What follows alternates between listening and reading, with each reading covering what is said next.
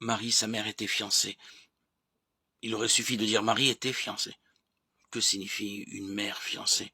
Si elle est mère, elle n'est pas fiancée. Si elle est fiancée, elle n'est pas encore mère. Marie, sa mère, était fiancée. Fiancée par la virginité, mère par la fécondité. C'était une mère, ne connaissant point l'homme, et pourtant qui a connu la maternité. Comment ne serait-elle mère avant d'avoir conçu, elle qui, après la naissance, est vierge et mère?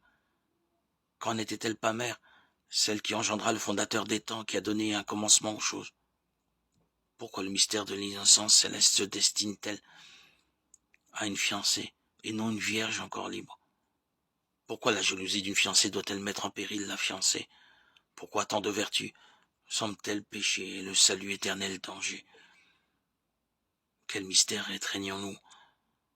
Pas un trait de plume, pas une lettre, pas une syllabe, pas un mot, pas un nom, pas un personnage dans l'évangile n'est vide de sens divin. Une fiancée choisie, désignée comme fiancée du Christ, selon la parole du prophète Osée.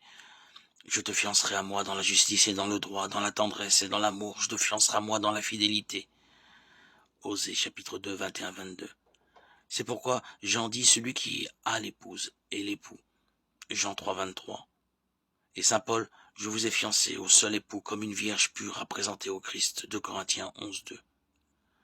Ô véritable épouse, qui par la naissance virginale du baptême engendre une nouvelle enfance du Christ.